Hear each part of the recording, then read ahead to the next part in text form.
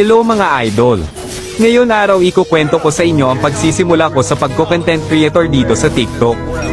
Una sa lahat mga idol, lagi kong pinapanood si Idol Shin o kilala sa pangalan Zinjao Plays at si Idol Inuyasha. Tapos naisip ko na magzilong na lang, kaya ako kasi ang tagal ko nang nagko-content ng mga highlights ko sa Fanny ay wala man lang nakakapansin sa akin. Pagkatapos nun mga idol, gumawa ako ng pangalan Kuna bago na Yunjao, ang kaso marami na pala yung gumagamit sa pangalang Yunjao kaya nilagyan ko ito sa dulo ng place. Nung nakagawa na ako ng pangalan Kuna Yunjao Place mga idol, ang problema ko naman ay ang tungkol sa pag-i-edit ng mga video kasi hindi pa ako marunong nun. Kaya ang ginawa ko mga idol ay nag-search ako sa YouTube ng tutorial about sa pag-i-edit ng video sa MLBB.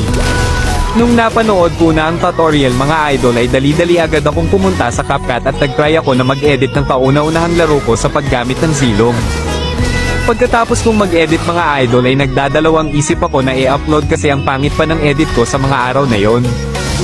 Kaya ang naisip ko noon, pag hindi ko to i-upload ay hindi ko matutupad ang pangarap ko na balang araw ay makilala din ako at hahangaan ng mga tao katulad nila Inuyasha at Zinjao at marami pang ibang mga zilong user. Nung na-upload ko na mga idol ang ginawa kong video ay bigla akong nawala ng gana kasi umabot na lang ng 5 days 50 views lang ang inabot.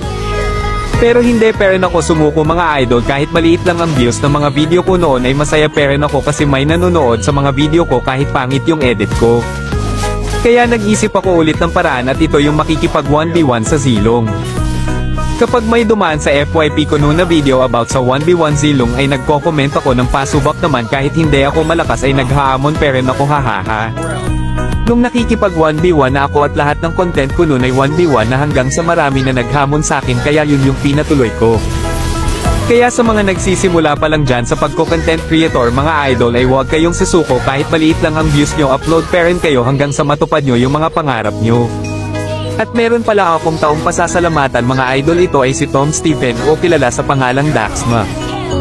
Salamat Idol Daxma sa pagturo mo sa akin sa pag-i-edit, kung hindi dahil sa'yo hindi gaganda yung mga edit ko, kaya maraming salamat Pops Daxma. At syempre maraming salamat dyan sa mga solid supporter ko na laging nanonood ng mga video ko. Balang araw gaganti ako sa inyo guys, basta tulungan nyo lang ako makaabot ng 100k followers para makasahod ako ng diamond at masaklian ko na rin yung mga supportan nyo sa akin. At yun lang guys ang kwento ni Yunjao. Please palike and share na din mga idol, salamat.